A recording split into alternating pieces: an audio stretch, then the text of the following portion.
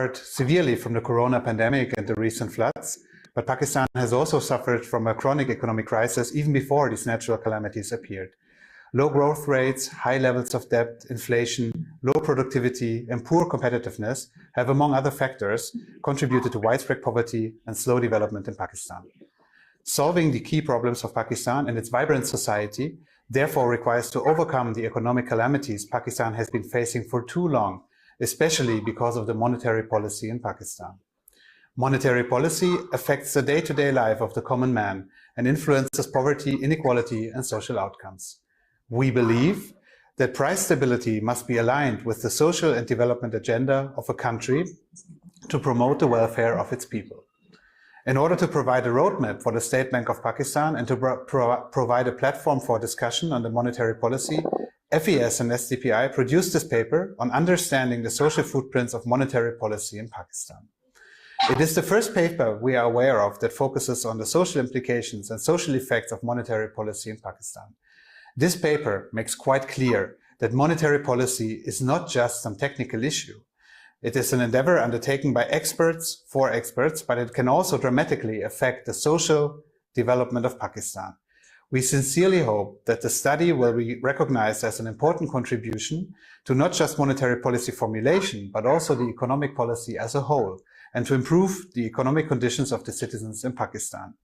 We, as FES, are a political foundation. We are part of the progressive movement in Germany. We are part of the family of the Social Democrats, the ruling party in Germany. And that is why social justice is one overarching theme and a core value for us that we work on globally in Germany and in Pakistan.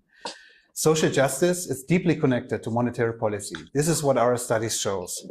And we are very grateful for the cooperation with SDPI and all the speakers and local partners to bring this issue on the agenda. And I hope you have fruitful discussions and we will all contribute to a better world and a better development of Pakistan. Thank you. Thank you, Dr. Niels and Sanchia. What was very vibrant force behind our let me now invite myself for presentation. I hope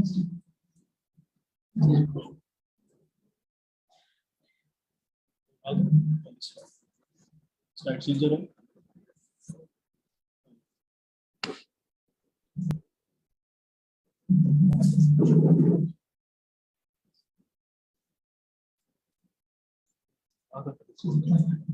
presentation आती है 30 minutes में भी करा गया in these 30 minutes we want to deal with it.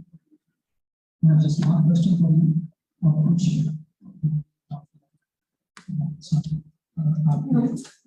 what's so let me begin with the शायद हम जिस context setting में क्या मैं 3 नाम आपके सामने ले रहा हूँ। आप लोगों ने ये बताना है कि आपकी ज़िंदगी में क्या होगा किसी का क्या था आखिर में ये 3 नाम है आपके सामने क्या होता है आपकी ज़िंदगी में सुन के जी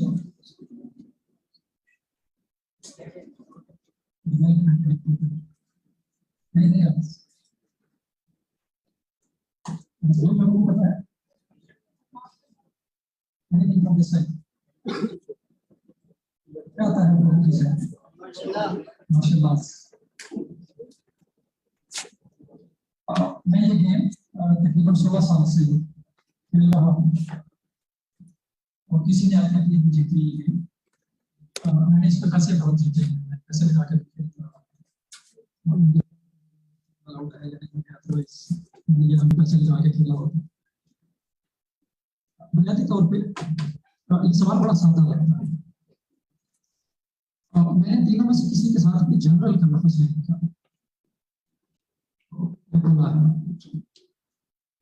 बट आप लोगों ने एज्यूम किया कि पाकिस्तान में सिर्फ एक ही ज़िया-उल-हक है, एक ही परवेज़ मुशर्रफ है और एक ही जिनके मैं नाम ले रहा हूँ एक जवान है तामिल एक शॉपकीपर है और एक बैंक मैनेजर है। उनकी बात अभी भी जिंदगी सबके पास ऑलमोस्ट और जिस फेसबुक पे गले ये आपको भी पसंद आ रहा है। हम से कहते हैं कंफर्मेशन बायस। हमारा दिमाग हमें बताता है कि यार ये बहुत सादा सी बात है, इस पे तो दूसरा सवाल सोचने की जरूरत नहीं है। So let's get answer. वो एल्फ्रेड व्हाइटहेड ने कहा था कि simple solutions centre are it takes very unusual mind to solve the problems. आप सारे बहुत हद तक डीएसजी मॉडलिंग बहुत अच्छी कर लेते हैं, बहुत लंबी लंबी क्वेश्चन आधे घंटे में सॉल्व कर लेते हैं, पर बहुत सिंपल क्वेश्चंस हैं जो आपने इग्नोर कर दिए होंगे बहुत सादा समझ के, उस पर शायद फंस गए होंगे। और मैंने तकरीबन 30 लोगों को कंप्रेहेंसिव में फिल किया था, बहुत ही फंडामेंटल 101 एग्जाम्स के क्वेश्चन। पॉइंट ये गेम का ये था कि हमारे जहन में एक कॉन्टेक्स्ट होता है, हम उसी के कॉन्टेक्स्ट में चीजों को देखते हैं। यही एक कॉन्टेक्स्ट जो बन गया है कि पब्लिक पॉलिसी के जो तमाम इश्यूज है, poverty, inequality, social exclusion, social justice, economic justice, ये सिर्फ फिस्कल पॉलिसी का, मॉनेटरी पॉलिसी का या सेंट्रल बैंक का इससे कोई लेना देना नहीं। हमारा जो बुनियादी पहले की सिर्फ एक पर्पज है यहाँ पे आने का, वो इस कॉन्टेक्स्ट को कोशिश करना है कि थोड़ा सा इसका सेकंड पर्सपेक्टिव दिखाया जा सके, और उसको प्रूव करना ना करना जाएगा आपकी चॉइस है। So that is the agenda जिसके लिए हम यहाँ पर आए हैं। और हमने क्यों यूनिवर्सिटीज को चूज किया, अगर आप इसको पढ़ पा रहे हैं कि किसी भी मुल्क में, किसी भी इकोनॉमी में, नेशन में 4 जगहों से आइडियाज जो जनरेट होते हैं, government, big corporations, enterprises and universities. हमने पर्पसफुली यूनिवर्सिटीज को चूज किया अपनी डिस्कशन के लिए, क्योंकि हमारा जो कॉन्टेक्स्ट है या जो बुनियादी ऑब्जेक्टिव है वो है इस डिस्कशन को प्रमोट करना आपके लिए। आप इसको रद्द भी कर सकते हैं, आप उसको फ्लेक्सिबल भी कर सकते हैं, अगर आपको लगे कि ये आपके काम करते हैं या सही बात है। इसलिए हमें यूनिवर्सिटीज को आपके पास आए। I'll finish it at the earliest, और हम आपको सुनना चाहेंगे।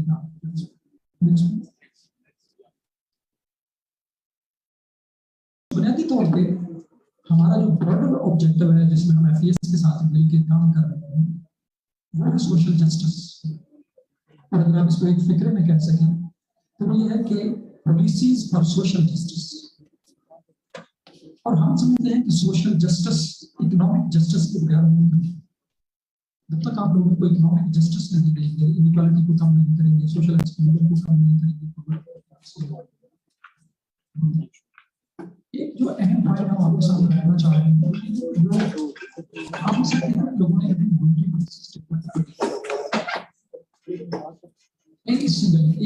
दो बार इकोनॉमिक्स का डिपार्टमेंट 4%, 5%। हमने ये सवाल तकरीबन पूरे पाकिस्तान में पूछा, 5% से ऊपर नहीं। हम इसको थोड़ा सा करना चाह रहे हैं, अब कम से कम पॉलिसी को पढ़िए।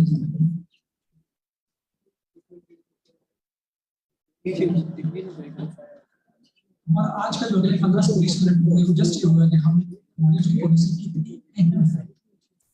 किसी भी मुल्क के डेवलपमेंट के लिए उस पर हमने जो थीम आपके सामने रखा है, ये ब्रॉडर थीम है, उसके एक डायमेंशन जो है बुनियादी तौर पे inclusive central bank. State bank of Pakistan का काम सिर्फ मॉनेटरी पॉलिसी अनाउंसमेंट करने तक नहीं, कराची के स्टेट बैंक में बैठा हुआ जो डिसीजन कर रहा है मॉनेटरी पॉलिसी कमेटी जिसको कहते हैं, वो पेशावर की मार्केट्स में मजदूर जो है उनको इफेक्ट करते हैं। जस्ट एक एग्जांपल, अगर आपका इंटरेस्ट रेट 15% पे चला जाता है तो आपकी इकोनॉमी जो है वो स्लो डाउन होती है और उसमें लोग इफेक्ट होते हैं। ये बहुत हद तक मालूम है लोगों को कि जब आपकी इकोनॉमिक कॉन्ट्रैक्शन, हम ये पॉइंट रखना चाह रहे हैं कि ये जो इम्पैक्ट है ये डिस्प्रपोर्शनेट है। ये गरीब लोगों के जो दिहाड़ीदार हैं, जो वेज वर्कर हैं, जो लेबर मार्केट के अंदर काम करते हैं, उनको ज्यादा इफेक्ट करता है बनिस्बत उनके जो सरमाए की मार्केट करते हैं, जो कैपिटल मार्केट है। अगर इंटरेस्ट रेट बड़ा है और मैं अगर सेवर हूं तो मेरी इनकम बड़ी है, बट अगर आप वो है बारो है तो आपकी जो कास्ट है वो बढ़ गई। तो हम इस सेंस में ये कह रहे हैं कि जो सेंट्रल बैंक के जो डिसीजन है वो आपके इंक्लूसिव डेवलपमेंट को शेप करते हैं कि वो कितनी इंक्लूसिव हो रही है।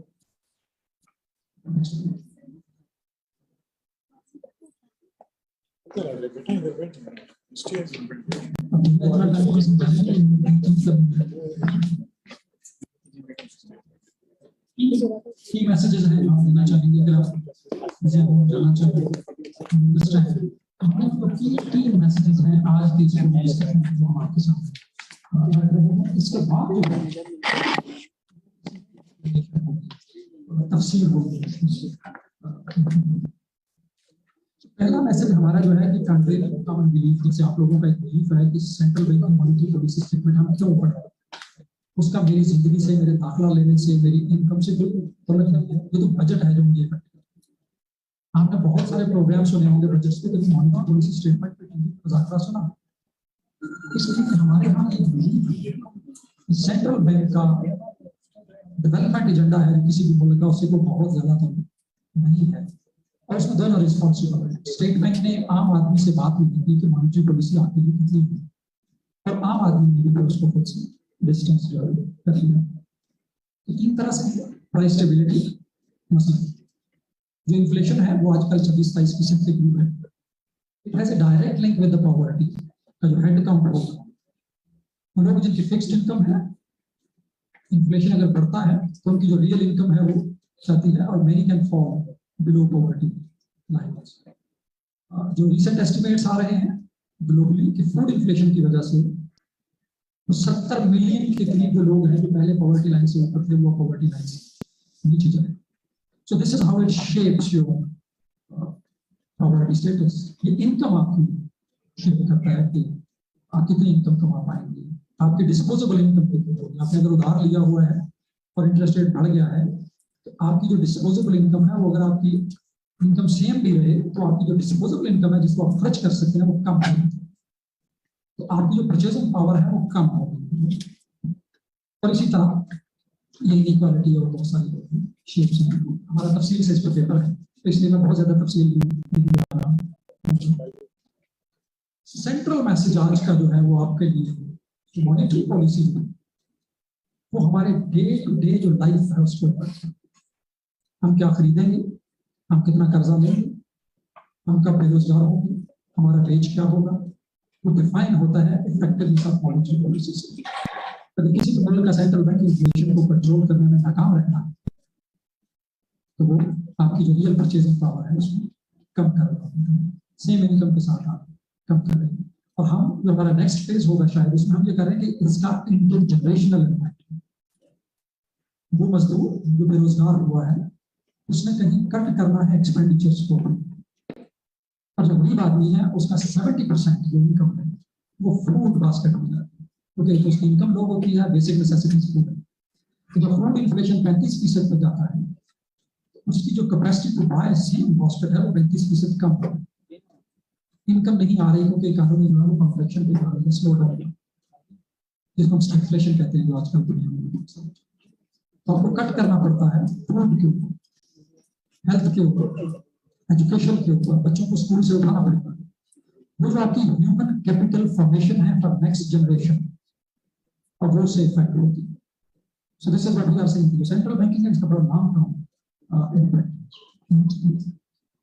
सो अल्टीमेट सेंट्रल बैंक्स के लिए मैसेज है कि उनको इन इम्पैक्ट्स पे बात जरूर करनी चाहिए। हम ये नहीं कह रहे कि आप पहले दिन से अपने फ्रेमवर्क को अपडेट कर लेंगे इक्वालिटी के लिए, बट एटलीस्ट इस पर डिबेट जरूर होनी चाहिए कि मॉनेटरी पॉलिसी सेंट्रल बैंक कितना है। नेक्स्ट में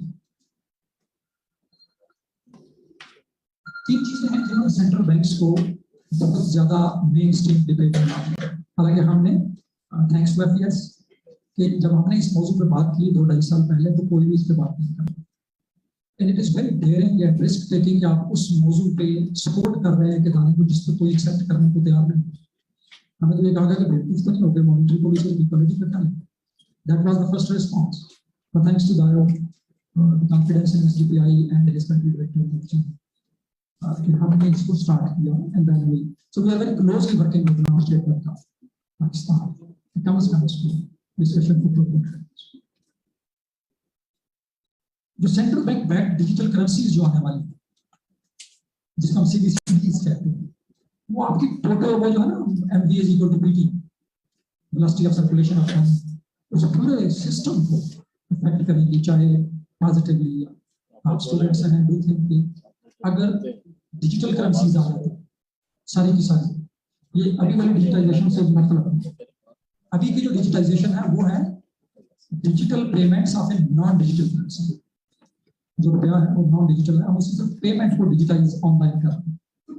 बट जो रिसेंट डिस्कशंस ग्लोबली जो चल रही है, हमारे जो पड़ोसी है इंडिया ने उस पर फ्रेमवर्क बना दिया है, तकरीबन 26 के मुल्क इस पे ऑलमोस्ट पायलट स्टार्ट कर चुके हैं। 57 के करीब जो मुल्क है वो इसकी स्ट्रेटजीज डेवलप कर रहे हैं। There is no way out अगले 5 से 10 साल में कि आपकी जो हार्ड करेंसीज हैं, जो कैश करेंसीज हैं, और ये बहुत तेजी से चेंज करेगा सिनेरियोस को। It's somewhat complicated but just one example. ये आपके नंबर 1 फाइनेंशियल इंक्लूजन को इफेक्ट करेगा, जो सेंट्रल बैंक्स का भी एजेंडा रखा हुआ है कि कैसे इसको एक्सेस करें। बट मोस्ट इंपॉर्टेंटली जो इस पूरी इक्वेशन को चेंज कर सकता है इक्विटेबल इनपुट्स में, कैश है वो बुनियादी तौर पे एसेट है गरीबों का। जो अमीर तबका है वो कार्ड्स पे चलता है, क्रेडिट कार्ड्स पे चलता है, डेबिट कार्ड्स पे चलता है, वो डिजिटल पेमेंट्स करता है। तो जो कैश है वो गरीब लोगों का मेन एसेट है।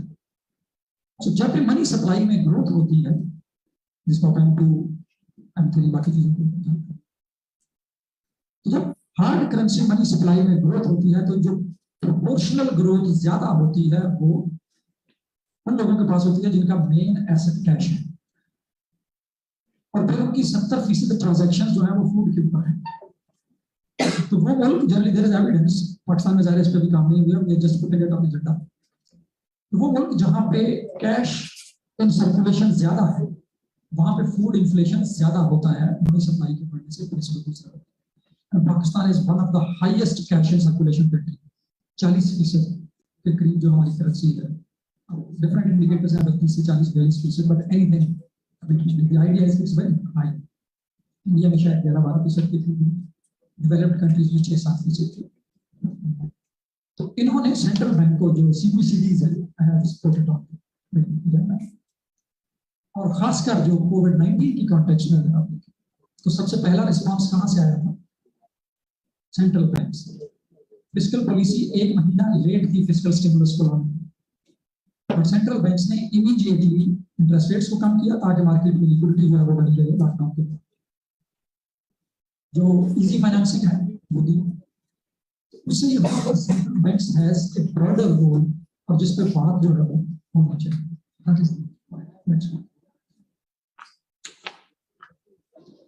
एक सवाल हमसे पूछा जाता है, खासकर आजकल जब स्टैगफ्लेशन है, ऑलरेडी बहुत कम ग्रोथ है, इन्फ्लेशन बहुत हाई है, हर मुल्क में हिस्ट्री हाईएस्ट इन्फ्लेशन चल रहा है। पाकिस्तान में तो हमेशा ही हाई रहता है, तो नई बात नहीं है, ना हो तो परेशानी होती है कि हाई क्यों नहीं।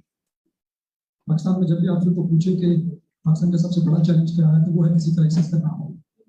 हम सिर्फ क्राइसिस में काम करते हैं, क्राइसिस ना हो तो लगता है कि कोई बहुत ही फंडामेंटल प्रॉब्लम है, तो पॉलिटिकल गिमिक चल रहा है जिसकी वजह से क्राइसिस होता है। That is the policy. एक सवाल आता है कि जब इन्फ्लेशन बहुत ज्यादा हाई ऑलरेडी, तो हम सेंट्रल बैंक को इक्वालिटी पे क्यों फोकस करने का कह रहे हैं? वो ऑलरेडी चाहिए स्ट्रगल कर रहे हैं, इंटरेस्ट रेट ऑलरेडी बढ़ रहे हैं, हम क्या कह रहे हैं? इसमें 2 सबमिशन हैं, 3 है शायद वहां। एक तो यह है कि जो क्राइसिस होता है वही एक्चुअली स्टेटस को तोड़ता है। आप लोग मैक्रो इकोनॉमिस्ट के स्टूडेंट्स हैं, मॉडल पढ़े। अगर आज से 2 साल पहले आपको कोई कहता कि health is a macro economic crisis, तो आप कहते हैं इसको पता ही नहीं होता ना हेल्थ। बट कोविड-19 के क्राइसिस में health came as the biggest macro economic crisis. पूरी दुनिया जो है उसका जाविया जो है मैक्रो इकोनॉमी का, मैक्रो पॉलिसी का, वो बदल चुका है। और एक बात जो we take pride in with our peers at SDPI कि हमने 3 साल पहले कोरोना के आने से बहुत पहले ये बात स्टार्ट की थी कि ये जो डाइवोर्स है between social policy and micro policy, इसको हमें खत्म करना होगा। अदरवाइज अगर आप पाकिस्तान की एग्जांपल ले लें तो टैक्सेशन पॉलिसी क्या करती है, इनइक्वालिटीज को क्रिएट करती रहती है। तो इनडायरेक्ट टैक्सेशन सबसे ज्यादा टैक्स रेवेन्यू कहाँ से आ रहा है? 855 बिलियन पेट्रोल और एनर्जी की प्राइसेस से आ रहा है, जो डायरेक्टली आपके इन्फ्लेशन को बढ़ाते हैं। तो वो एक तरफ इनइक्वालिटी को क्रिएट कर रहा है, इन्फ्लेशन को थोड़ा सा हम रिस्क को दे देते हैं कि यार इनको 250 बिलियन आप दे लोगों को 2,000 रुपया 12,000 रुपया 6 महीने का दे देंगे। हम जो बात कर रहे हैं वो ये है कि जो सोशल कंटेंट है that needs to be integrated with in macro. Tax policy का जो ऑब्जेक्टिव है वो रेवेन्यू मैक्सिमाइज हर सूरत में करना नहीं होना चाहिए। सवाल ये होना चाहिए कि वो रेवेन्यू आ कहां से। इसी तरह मॉनेटरी पॉलिसी का स्टैंडर्ड टारगेट हम यही कह रहे हैं कि वो इन्फ्लेशन को मैनेज करे, लेकिन वो कैसे मैनेज करेंगे? 2 तरीके हैं, या आप इंटरेस्ट रेट को बढ़ा लें अगर आपका इन्फ्लेशन, या आप मार्केट की जो एक्सपेक्टेशंस हैं इन्फ्लेशन उसको through building credibility, through building trust, जैसे फेड करता है। फेड ने पिछले 25-30 साल में शायद इंटरेस्ट रेट को छेड़ा, बिकॉज मार्केट बिलीव्स अगर इंडिया का जो अमेरिका का सेंट्रल बैंक है फेडरल रिजर्व, अगर वो कह रहा है कि इन्फ्लेशन नहीं बढ़ेगा तो फिर इन्फ्लेशन नहीं बढ़ेगा, तो वहां पर आपको इंटरेस्ट रेट बढ़ाए बगैर। और लास्ट पॉइंट, ये इस वक्त क्यों बात है, एसडीपीआई अमेंडमेंट एक्ट 2021 आप लोगों ने पढ़ा होगा, शायद किसी मुश्किल है कि नहीं पढ़ा होगा, आई होप आप लिसन करेंगे। Central bank is now moving towards inflation targeting regime. तो एक स्टैंडर्ड टारगेट होगा 2%, 4%, 10% 5 साल के लिए, और स्टेट बैंक उसको अचीव करे।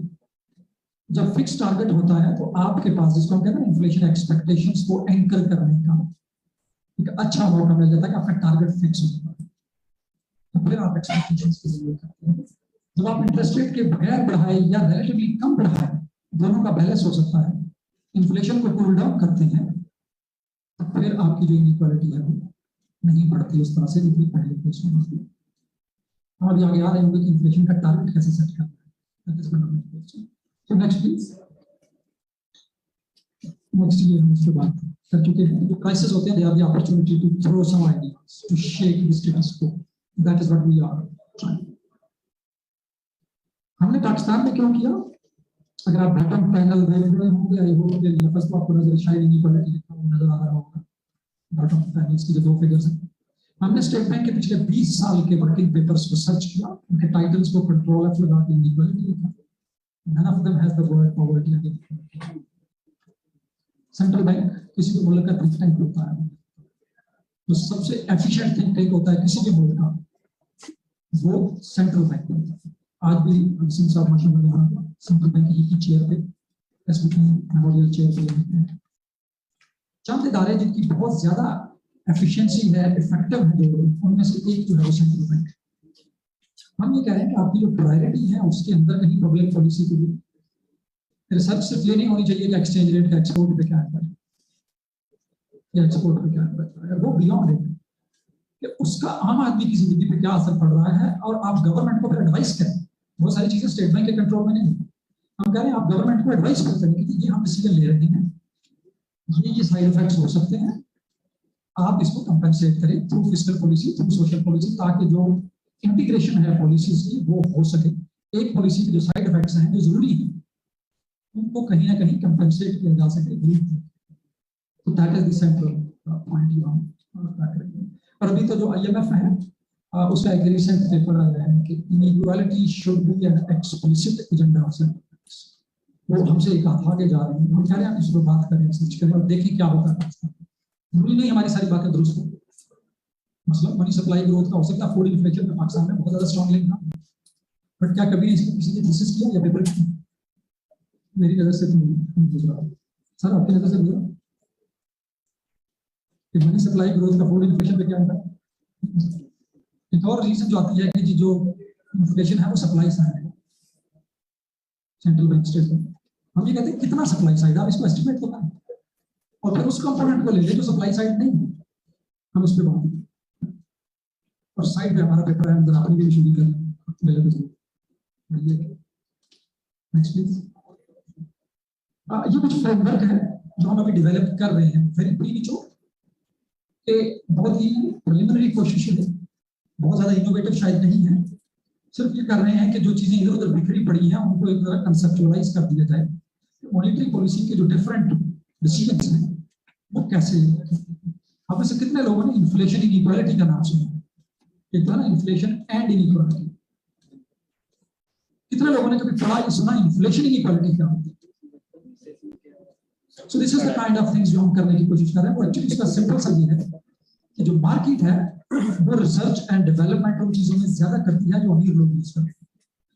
कैपिटल गुड्स होती है, मोबाइल आप देखें रोज रोज नए आ रहे हैं, नाम आदमी वही उसका कोई मुकाबला नहीं हो रही है, तो वो गरीब का मीट है वो अब लेबोरेटरीज में उग रहा है, इस कॉस्ट ऑफ प्रोडक्शन वो कम है। अभी शायद इनिशियल स्टेज पे ज्यादा होगी, बट जब मैस स्केल पे जाएगा तो वो कम हो जाएगी। तो जो मार्केट है वो ज्यादा एफिशिएंट प्रोडक्शन मेथड्स को ढूंढती है उन चीजों में जो अमीर लोग इस्तेमाल करते हैं, जिसकी वजह से उनकी जो कॉस्ट इंक्रीज है वो रिलेटिवली कम होता है बनिस्बत उनके फूड आइटम्स की या बाकी आइटम्स की जो अमीर लोग इस्तेमाल करते हैं। That is called inflation inequality and that is persistent inequality. ये structural inequality goes going beyond income inequality. इसी तरह और बहुत सारे फैक्टर्स हैं, but I just use this slide with you तो आप लोग उसको देख सकते हैं पावर पॉइंट। तो नेक्स्ट 5 प्रपोजल्स हैं जो हमारी जनरल है और we are speaking it at global level as well. I just return from gulf, हम कतर में जो जीसीसी सेंट्रल बैंक्स हैं उनकी मीटिंग्स में, तो वहां पे हम ये एजेंडा रख रहे हैं क्योंकि वो बहुत ज्यादा इनइक्वालिटी है। हम ये कह रहे हैं कि एक तरफ तो आपकी टैक्सेशन नहीं है, टैक्स फ्री कंट्रीज है, और दूसरी तरफ आपकी मॉनेटरी पॉलिसी है वो ऑलमोस्ट नॉन एग्जिस्टेंट है। एक्सचेंज रेट पे फोकस करते हैं, इन्फ्लेशन पे, टेंशन पे focus. These are general proposals. कम से कम बात तो स्टार्ट करें इसकी। अब हमारी बात ना माने, स्टेट बैंक अगर कहता है कि नहीं यार ऐसा नहीं होता, या आप लोग कहते हैं हम नहीं करें कि आप इसको बात तो करें, डू सम रिसर्च। हो सकता है हम गलत है, we don't mind it, so we are okay with it अगर आप कहेंगे कि हम ऐसा नहीं। और जो इनइक्वालिटी है वो साइड शॉप नहीं होनी चाहिए, साइड टॉक नहीं होनी चाहिए। जब आप मॉनेटरी पॉलिसी का कंडक्ट कर रहे हैं, डिजाइन कर रहे हैं, particularly inflation targeting regime, so that should be the central part, क्योंकि ये आपकी choice of instruments push different है। आप inequality अगर central focus नहीं है, you are interested just to control inflation, because you are not considering at what cost this inflation control is coming. But अगर वो है, तो maybe आप inflation expectations को ज्यादा manage करेंगे interest rate को। जब हम करेंगे आप इसको अपने रिसर्च एजेंडा के अंदर।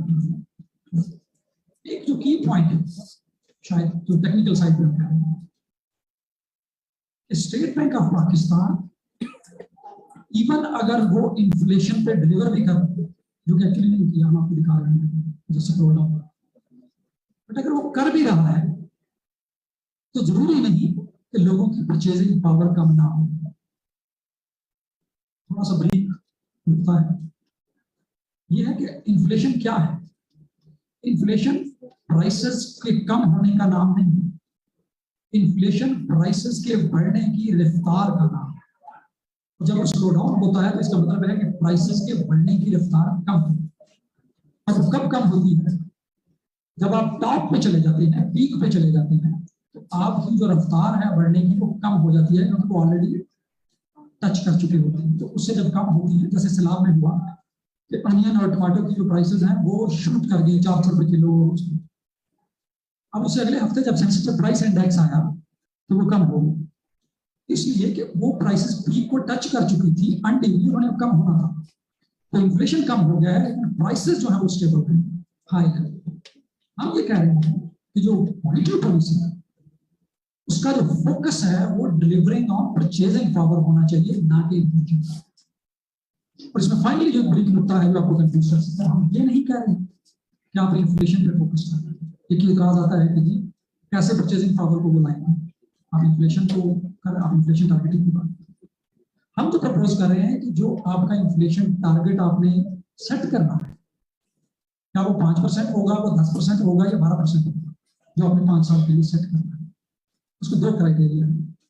एक है कि आप GDP growth enhancing, economy enhancing inflation को सेट करना है, जो कि इस वक्त फॉर एग्जांपल गवर्नमेंट ने 11% की, अभी तक हमारी एवरेज 25% है। This is how randomly we select inflation target.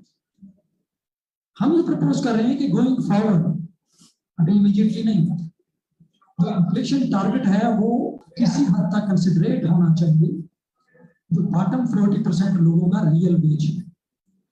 उनका वेज कितना है। अगर बॉटम 40% की वेज ग्रोथ 4% है एनुअल, जो पूरी 40% लोग हैं, और अगर आप 11% इन्फ्लेशन टारगेट हर साल 5 साल डिलीवर भी कर रहे हैं, तो आप हर साल उनकी परचेजिंग पावर 7% कम कर रहे हैं। तो जो आपका इन्फ्लेशन टारगेट होना चाहिए वो अलाइंड होना चाहिए, बैलेंस होना चाहिए। हम ये नहीं कह रहे कि आप ग्रोथ को बैलेंस कंसिडरेट होना चाहिए, वो सिर्फ ग्रोथ को मैक्सिमाइज ना करे, वो वेलफेयर लॉस को मिनिमाइज करे। हम ये नहीं करेंगे वो मैक्सिमाइज करें, बट वो उसको मिनिमाइज करेंगे वेलफेयर लॉस को।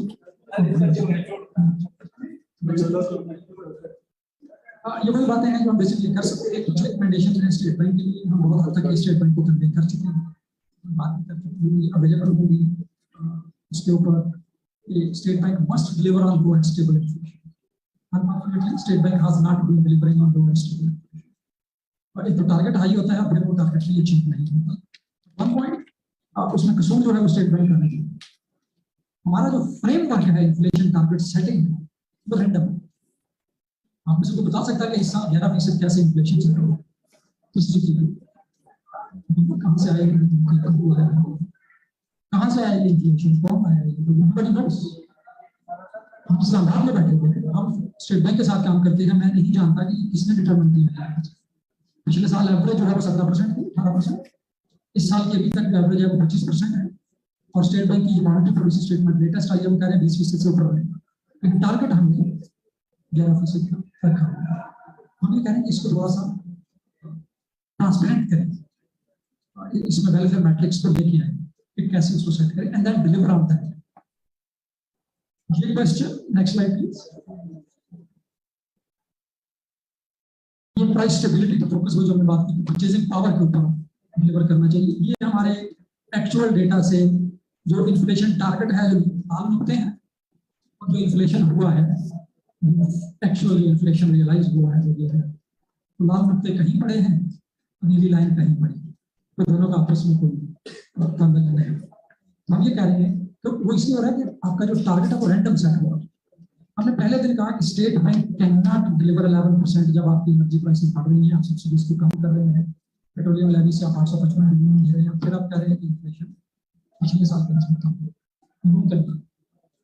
उस वजह से स्टेट बैंक फेल हो रहा था। सो this is good news, state bank का इन्फ्लेशन उसका बड़ा अहम रोल होगा, इसलिए हम बार-बार हाईलाइट कर रहे हैं to bring public policy. Next please, I am just closing 3 minutes. I can take some privilege. Next please. हम ये कह रहे हैं कि ये जो एक्सक्यूज है ना कि ये सप्लाई साइड इन्फ्लेशन है, ये अनएक्सेप्टेबल होना चाहिए। सेंट्रल बैंक का काम है टारगेट के ऊपर डिलीवर करना। हाँ, ये हो सकता है आप टारगेट का वो इंडिकेटर लेंगे जो लेस सेंसिटिव है supply side, non food, non energy, core inflation, कुछ भी ले, बट वो फिक्स होना चाहिए, वो डिफाइन होना चाहिए बाय सेकेंडरी लेजिस्लेशन। अभी भी स्टेट बैंक का हमारे यहाँ मैंडेट क्या है, primary delivering low and stable prices. This is very vague. मेरे लिए लो प्राइस डिफरेंट होगी, एक स्टूडेंट के लिए लो प्राइस है, एक मजदूर के लिए लो प्राइस है, वो डिफरेंट है। So there should be a legal, जिसको हम कहते हैं सेकेंडरी लेजिस्लेशन। इससे मुराद क्या है, price low and stable prices, कितना टारगेट है, वो कैसे डिफाइन होगा। ये हमारा पेपर है, टाइम मिले तो जरूर पढ़िएगा, ऑनलाइन अवेलेबल है। SPP must have a communication strategy. हमारे यहाँ जो जैसे हमने कहा, आप लोग क्यों मॉनेटरी पॉलिसी बनते हैं, वो आपकी बात ही नहीं करते, वो आपके इश्यूज की बात ही नहीं करते। वो तो 4-5 लोग बैठते हैं, डिफाइन करते हैं, बता देते हैं ये हमने किया है, बात आप कहते हैं हमारे लिए इसमें है ही।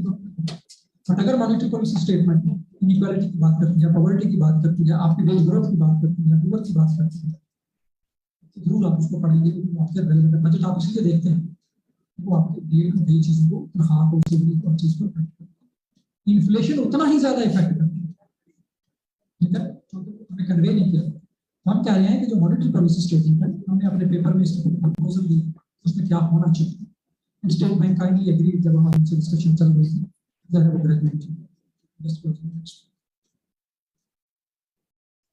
हम ये भी कह रहे हैं कि जो प्रोसेस है डिसीजन मेकिंग का, वो ज्यादा पार्टिसिपेटिव और ट्रांसपेरेंट होना चाहिए। मॉनेटरी पॉलिसी स्टेटमेंट ये बताती है कि हमने जो इंटरेस्ट रेट है उसको 100 बेस पॉइंट बढ़ाने का फैसला किया, 4 लोगों ने कहा बढ़ा, 3 ने कहा ना बढ़ाए, पब्लिक बढ़ा। कौन से 4 लोग हैं जिन्होंने कहा है कि बढ़ा? Public must understand. हम इसको कहते हैं कि जो आपकी वोटिंग हिस्ट्री है वो पब्लिक होनी चाहिए, ताकि मैं जान सकूं कि किस शख्स को एमपीसी का मेंबर दूसरी दफा क्यों रखा जा रहा है। वो कॉम्पोनेटर था इसलिए रखा जा रहा है, वो गवर्नमेंट की मानता था इसलिए रखा जा रहा है। तो हम ये कह रहे हैं कि आपका एक क्राइटेरिया है, वो स्टेट बैंक की वेबसाइट पे पब्लिश होना चाहिए कि ये क्राइटेरिया है मेंबर को सिलेक्ट करना। और फाइनली हमारा पेपर ये प्रपोज कर रहा है कि जो governors, deputy governors, MPC members, board of directors की जो टर्म है वो नॉन रिन्यूएबल होनी चाहिए, क्योंकि वन टर्म, क्योंकि आप इसको 5 साल कर दें 7 साल का, क्योंकि जब भी आप सेकंड टर्म पे रखते हैं यू ऑब्लाइज गवर्नमेंट ताकि आपको एक्सटेंशन जो है मिल सके, तो आपकी जो ऑटोनॉमी है जो आप अचीव कर रहे हैं। और फाइनली आई सॉरी आप देख नहीं पा रहे हैं, इससे जो नीचे वाली रेड लाइंस हैं पिछले 20 साल में ये वो कमेटीज हैं जहां पे कोई औरत मेंबर थी, almost no women in central bank discipline. हम इसलिए रख रहे हैं कि देयर इज एन एविडेंस कि जिन मॉनेटरी पॉलिसी कमेटीज में विमेन मेंबर थी वो ज्यादा हॉकिश नहीं थी, वो इंटरेस्ट रेट को बढ़ाने में बड़ी कंसिडरेट थी कि यार घर के ऊपर क्या असर पड़े, घरेलू हालात पे क्या असर पड़ेगा, मेरे से एविडेंस। सो हम ये प्रपोज करेंगे कि should be representation in private sector and gender balance, board of directors, committee.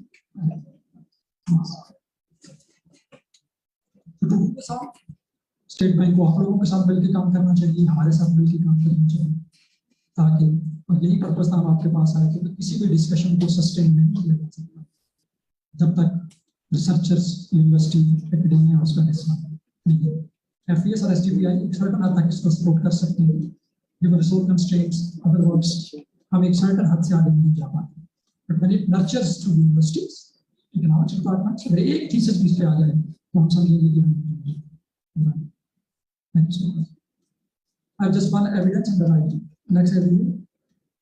ये हम कुछ काम कर रहे हैं पाकिस्तान के माइक्रो डेटा के ऊपर, ये जो इंटरेस्ट रेट इंक्रीज है वो इनकम गैप कैसे बढ़ाता है पूरेस्ट में और रिचेस्ट क्वार्टाइल्स, कितना बढ़ाता है। तो अगर आप लेफ्ट साइड पे देख रहे हैं बिफोर और आफ्टर, तो जब 100 बेस पॉइंट इंटरेस्ट रेट बढ़ता है तो इनकम गैप जो है वो 64,000 से 72,000 रुपए के करीब चला जाता है। तो वो जो गैप है बिटवीन रिच एंड पुअर बढ़ रहा है। ये बहुत ही प्रिलिमिनरी एनालिसिस है, जस्ट वांटेड टू शो कि हम अब इसके ऊपर एक एविडेंस लाने की कोशिश कर रहे हैं। क्रॉस सेक्शन डेटा है, फुल क्रॉस सेक्शन है, पिछले 20 साल का हम जहां इंटरेस्ट रेट फ्लक्चुएशंस में उनको doctor Faiz from tiger university is my co-author इस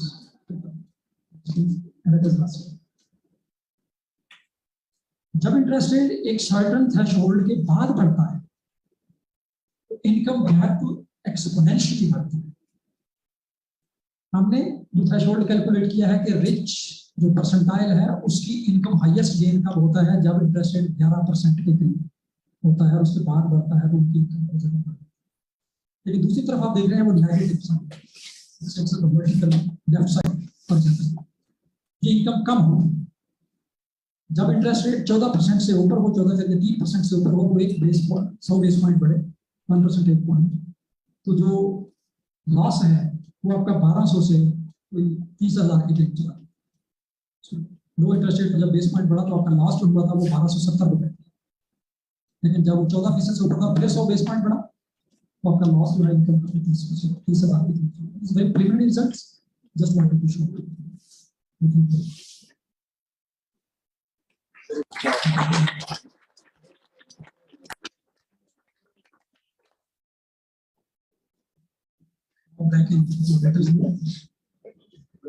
We have a special remarks, comments from Sir. Sir.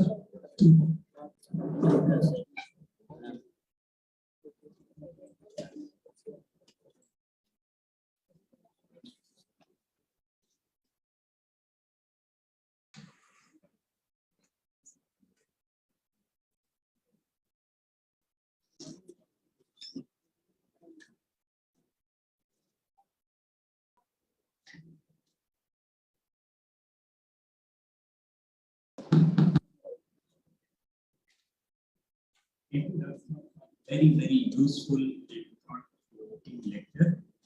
In fact, it was a very nice and deeply rooted lecture. अगर आपको मॉनेटरी पॉलिसी का थोड़ा idea है, there were so many issues. Basically, Dr. Saab has just introduced those issues. आपको कोई issue पढ़ाया नहीं है, ना as such डिटेल में डिस्कस किया, क्योंकि जाहिर है इस किस्म के सेमिनार में you can only throw ideas. तो वो meaningfully और बहुत अच्छे तरीके से आपके ऊपर आइडियाज थ्रो किए। अब कितना आप इनमें से लेते हैं ये होपफुली कितने लोगों का जो रिसर्च है उसको ये आज का लेक्चर गाइड करेगा।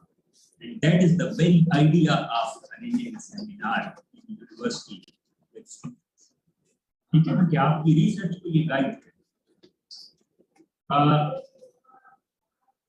इनफैक्ट पेपर है ये, इनके साथ हम काफी अरसे से काम कर रहे हैं। ये हमें जबरदस्ती घसीट के बीच में इन्वॉल्व करते रहते हैं, इनकी मेहरबानी। अदरवाइज आपको पता है कि एकेडमिया जो है वो बड़ा सुस्त सा सेक्टर है, लेकिन ये जो लोग काम कर रहे होते हैं थिंक टैंक्स के अंदर, यूनिवर्सिटीज भी थिंक टैंक्स होती हैं, बल्कि होनी चाहिए। ये रोल अब यूनिवर्सिटीज का रहा नहीं है पाकिस्तान में। इनफैक्ट rather than कि मैं पेपर को या उस इशू को वो उन्होंने बहुत अच्छे तरीके से प्रेजेंट कर दिया, मैं उस पे कमेंट करूं। मैं थोड़ा सा आप स्टूडेंट्स के लिए इस टॉपिक की इम्पोर्टेंस को फर्दर इस इशू की इम्पोर्टेंस क्या है। बाकी 4 पॉइंट्स में लिख के लाया था, लेकिन अभी एक पॉइंट डॉक्टर साहब की इस लेक्चर के दौरान मेरे ध्यान में आया। इनकी रिकमेंडेशन में एक क्या था कि जो इनइक्वालिटी है ये जस्ट आपके ज़हन में ये ना हो कि मॉनेटरी पॉलिसी के आफ्टर इफेक्ट्स में जाके आप इनइक्वालिटी को डिस्कस करें कि ये कितनी इफेक्ट होगी। Rather it should be at the heart of monetary policy. ये इनका एक मैसेज है। बाय द वे, इन्होंने एक बीच में बात की थी कि इन्होंने स्टेट बैंक के सारे वर्किंग पेपर्स देखे और उनके टाइटल्स में सर्च किया कि कोई इनइक्वालिटी पॉवर्टी का नाम है। ये तो इन्होंने बड़े पोलाइटली ये बात कह दी। मेरे ख्याल में तो फुट नोट्स में ढूंढे तब भी नहीं मिले इनइक्वालिटी, टाइटल्स में तो बड़ी दूर की बात है। तो पॉइंट ये है कि आपको एक लास्ट सेंचुरी का अजीम फिलासफर हेमन मिन्स की, इसका नाम सुना होगा, वो सारी मेन स्ट्रीम इकोनॉमिक्स से एक आइडिया में डिफर करता है, और वो ये कि आपके मेन स्ट्रीम जितने मॉडल्स हैं, in those models booms and busts are just because of external shocks.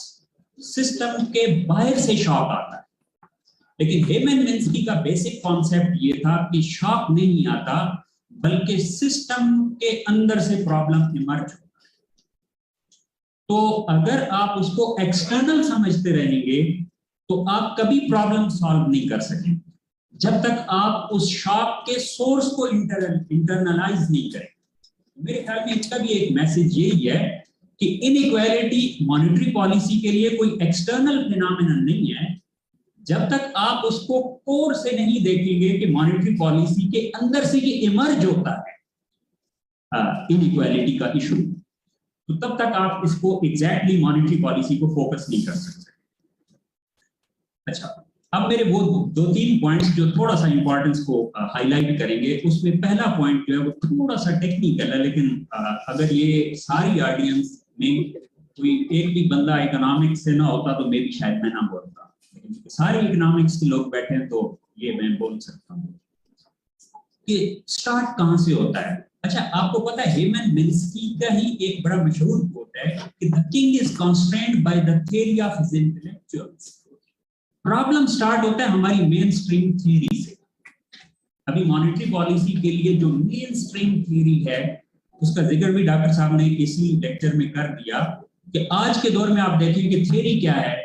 So that is DSGE model, Dynamic Stochastic General Equilibrium Model, या उसकी एक एक्सटेंशन FPAS मॉडल की आप बात कर सकते हैं।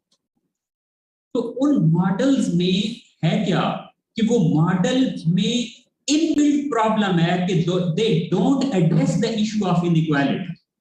क्यों? फॉर एग्जांपल, हम इस किस्म के मॉडल्स में CES प्रेफरेंसेस अज्यूम करते हैं, और CES प्रेफरेंसेस के साथ क्या होता है कि जो आपका वेल्थ एक्सपेंशन पाथ है या जो एंजल कर्व है, दैट बिकम्स लीनियर। जब वो लीनियर होता है तो उसकी इंप्लीकेशन ये होती है कि जो एग्रीगेट बिहेवियर है that reduces to behaviour of a representative agent. Aggregate का बिहेवियर एक बंदे का बिहेवियर है, तो एक बंदे के बिहेवियर से जनरलाइज जब आप करेंगे तो that will be a simple summation.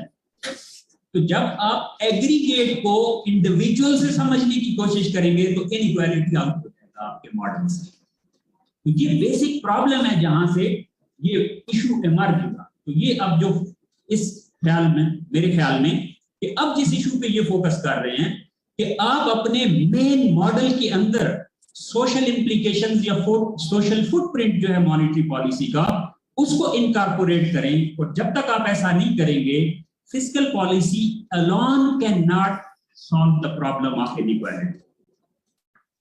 आपको पता है मॉनेटरी पॉलिसी के अंदर 1980s के अंदर एक बहुत बड़ा टर्न आया 80s के एंड पे, और वो क्या था कि price stability became main objective and interest rate became an instrument of monetary policy.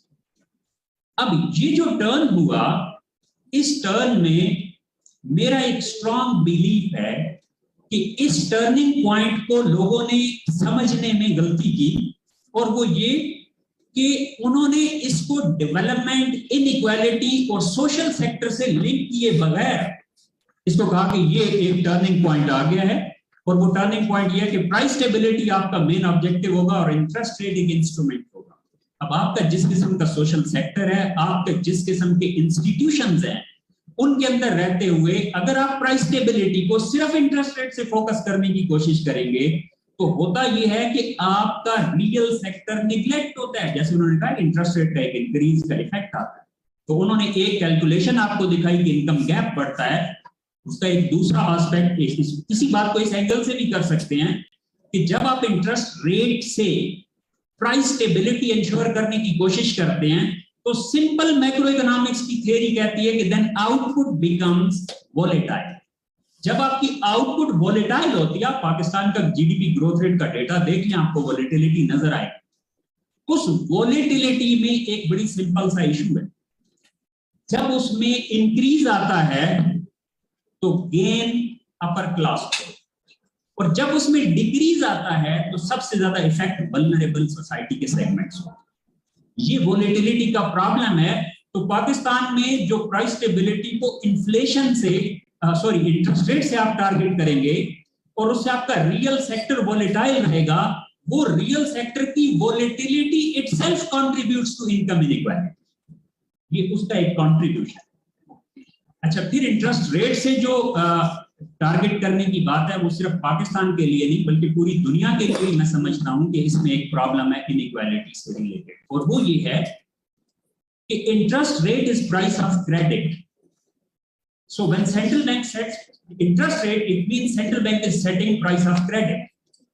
और प्राइस ऑफ किसी चीज की प्राइस को सेट करना और फिर उसमें एलोकेशन और राशनिंग को ना देखना कि किसको आप देना चाहते हैं क्रेडिट, किसको नहीं देना चाहते, तो इसका मतलब यह, इसके पीछे फिलॉसफी है सर्वाइवल ऑफ द फिटेस्ट, कि हमने ये प्राइस रख दी है, अब जो सेक्टर कंपीट करके इस रेट पे क्रेडिट ले सकता है वो ले, जो नहीं ले सकता वो ना ले। तो इसका मतलब है अगर एसेट मार्केट की स्पेक्युलेटिव एक्टिविटीज का return, if that is greater than interest rate and return on real economic activity is less than interest rate, so what will happen? आपकी real economic activity interest rate से discourage होगी और asset price की speculation increase ज्यादा हो जाएगी। इसीलिए आपको पाकिस्तान में स्पेकुलेटिव एक्टिविटीज नजर आती हैं, रियल इकोनॉमिक एक्टिविटी के अंदर जो है वो इन्वेस्टमेंट एज सच नहीं है। और दुनिया ने जब से DSGE टाइप मॉडल्स की बेस पे बुला दिया किस चीज को, इनइक्वालिटी को, सोशल इंप्लीकेशन को, तो उसका नुकसान ये हुआ। अच्छा, मैं थोड़ी देर पहले बता रहा था कि रिप्रेजेंटेटिव एजेंट, वो डॉक्टर साहब ने भी बात की कि टारगेट किसको कर रहे हैं, तो मेरा भी पॉइंट ये है कि रिप्रेजेंटेटिव एजेंट को ही टारगेट करें, but who is representative agent? वो तो तब एक, अगर तो आपकी इनकम यूनिफॉर्मली डिस्ट्रीब्यूटेड हो तो फिर तो आप किसी को उठा लें, और अगर वो यूनिफॉर्मली डिस्ट्रीब्यूटेड नहीं है तो फिर आपका वो रिप्रेजेंटेटिव एजेंट कौन है? तो अनफॉर्चुनेटली हिस्टोरिकली मॉनेटरी पॉलिसी का जो रिप्रेजेंटेटिव एजेंट रहा है वो कई लोग कहते हैं टॉप 10% में है, कई लोग कहते हैं टॉप 1% में, और कई लोगों का ख्याल है टॉप 0.1%। ठीक है ना, अगर आप इनकम प्रोफाइल में जाएंगे, इनकम डिस्ट्रीब्यूशन में। तो लास्ट पॉइंट कि अभी कुछ टाइम पहले, बहुत ज्यादा दूर की बात नहीं है, फाइनेंशियल क्राइसिस ने एक बहुत बड़ा मैक्रो इकोनॉमिक्स में एक चेंज लेके आया, या मैक्रो इकोनॉमिक्स के लिए एक बहुत बड़ा चैलेंज था।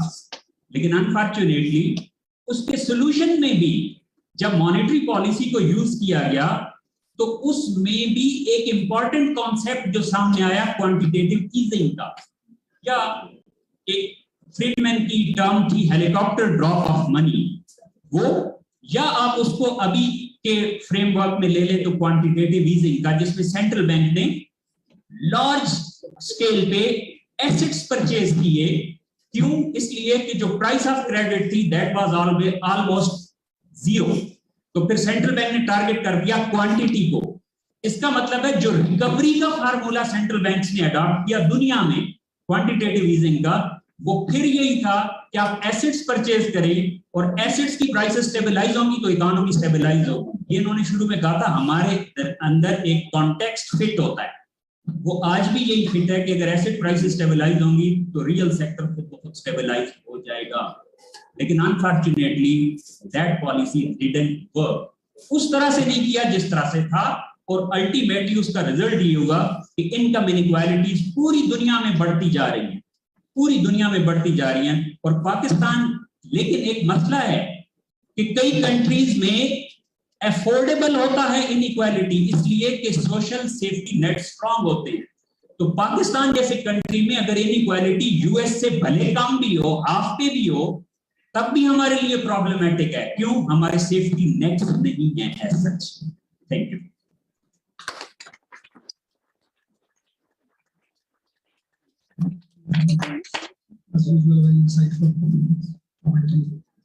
और खासकर जो आपका था कि greater clarity central banks are targeting representative agent है कौन। We are now better understanding this after your discussion. I once again thank you.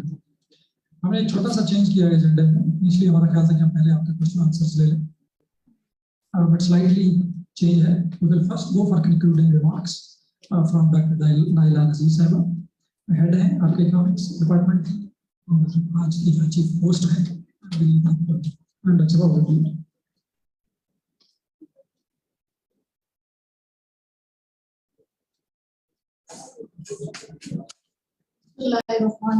First of all, let me thank my guests from SDPI. I'm very thankful for the sponsoring agency and of our Sustainable Development Policy Institute and my guests, honorable guests here. I'm very thankful to my team members, Dr. Sajid Amin, Dr. Dr. Danish, and all other team members. I'm thankful to Dr. Waseem. So,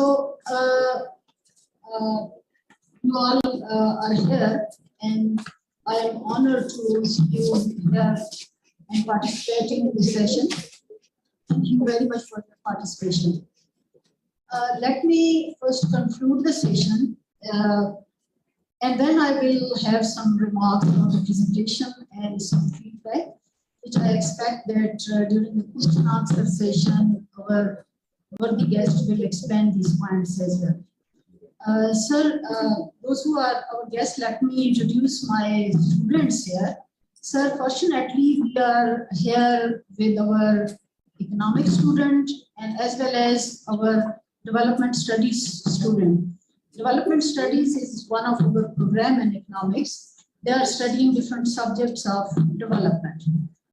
So this is a great opportunity for you people, students, those who are from development studies and from economics. So since again and again they were talking about the models and theories, so you must get familiar with these models and theories and the writers they are talking about. This is a high time for us to integrate the discussion and understand the discussion, which is very much linked with economics and the development. So poverty, inequality, unemployment, stagflation, these are the issues of our development. So this is a high time for you. Now let me conclude this is the main points which Dr. Sajid has mentioned.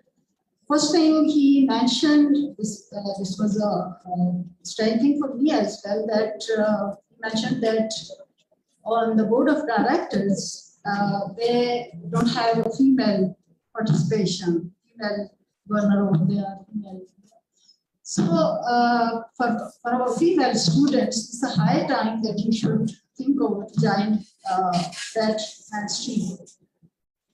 And this is a good thing, good remark by our worthy speaker, that wherever female are there on the board, their decisions are poor and they are supporting and they are very much concerned with this is their, I think natural, that is in their natural instinct. Whenever I as a female head of the department, whenever I think about the poor student of my department, those who are coming from far from areas and they are hardly affording their education. So I think female should be on the board of decision making at the State Bank of Pakistan. Many of the good things we as teachers we are learning, and we have learned that opened our discussion for new topics of research at our MPhil and PhD level. You can select topics which he has mentioned, and these are not there. Research papers are not there, researches are not there as far as monetary policy, other topics from social issues which must be linked with the monetary policy. Sir, as the speaker has mentioned, that at one hand, like we have to optimize something, and on the other hand, we have to minimize the welfare loss. So research is needed in this area, that how we can minimize the loss. Another very important point he has mentioned, that now the approach is participatory. This is very good. He earlier mentioned in the very inception of his introduction of the social inclusion, that there are 4 sources of ideas, and universities is the 4th source. In developed countries, you have seen that political manifesto or political parties are discussed at academic forums. Politicians select universities and they used to present their political manifestos that is debated over there, and they get feedback from the students, from the faculty, and from the academicians. So this is very good. Now that's why we have made this bit of change at the end of the session, that then the floor will be open for question and answer and for your feedback. So we will be waiting for your feedback, that how you think that monetary policy can help to have your lives better and to solve your problems. So this participatory approach of stakeholders is very much important, and I think our State Bank independence is very much linked with this thing.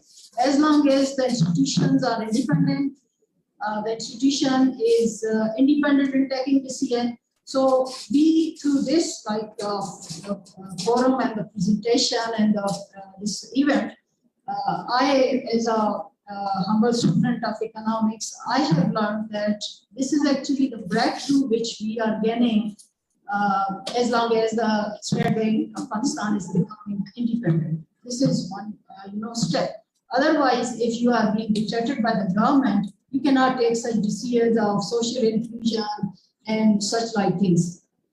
because if you read the research paper, you will see that there are some short-term effects, but as far as social inclusion is concerned, social issues are concerned, effect on poverty and other elements are concerned, there are long-term effects. And political parties, those who dictate the formulation of policies, the appointment of governors and this and that, they don't wait for a very long time. So they want to gain, they have short-term gains, and that's why their policies are mainly influenced by those factors, not by the priorities which the poor must have to this money supply and policies of the state bank. There is another very important thing he has mentioned as far as the expected inflation and management of this variable is concerned. I think, and we strongly believe, that the trust of the institution is very important. As far as the case of Federal Reserve in America is concerned, people have the trust because over a period of time in America, Federal Reserve has built up that trust. But this is a question that why the trust of the general masses like you, those who know the working and functioning of central bank, why the trust has been shattered and how this trust will be built up in the near future, that's the big question. Unless the trust is not built, the expected inflation or whatever the management policies of this inflation expectation is concerned, we cannot, because the people still believe that the government will interfere, the political party, ruling party will interfere, and they will dismantle things. So trust of the central bank is very much important, and special measures are required from that. As he mentioned, the case of digital currency, and you know, especially after the Ukraine war and the digitization of yuan and ruble is going on, because the allies of Russia, they are building their own internet system because they have been Russia has been kicked out of the SWIFT system, so they are building their own system. Similarly, on the other hand, BRICS, where Brazil, India, and China, these countries are having their own blocks. So new things are emerging on the scene. They are developing their own digital currency, and countries are becoming stronger. And some European countries are also backing aside because they are understanding now that who is the loser in the new horizon, whatever is being developed after the Ukraine war, during this Ukraine war. So new things are emerging, and countries from the European side and from the BRICS side and from the Russian ally side, they are taking bold steps. We have seen in a number of cases Saudi Arabia has taken such steps. So we have to see these international dynamics, and we have to consider what challenges we are facing. The other thing is that we have seen in the Eurozone, European Central Bank is investing in the green bonds, right? And one of the big portfolio that Central Bank in Europe is holding to have the sustainable investment. Their research in Europe has mentioned, as far as this topic is concerned, if you go through the research being conducted in the European zone, they are of the view that whatever poverty supporting monetary policy we are making, these are eroded by the climate change and high carbon economy. So what is the need of the day is that the central bank must hold some big portfolio, a huge portfolio for the sustainable investment, so that the energy and the other requirement for their economy, which energy is one of the requirements for not only for the development of the country but also for supporting the poor if energy prices are increased, so that income gap is further increased. So they are investing this for in sustainable development. Another thing is, this is the point I must, I would like to ask the worthy member speaker to comment on this inclusion of low carbon economy and climate change in the portfolio of central bank and monetary policy. There is another problem, or like not a problem, but there is a good thing as far as my personal view is concerned. Central Bank of Pakistan, that is the State Bank, has worked a lot towards the interest-free economy.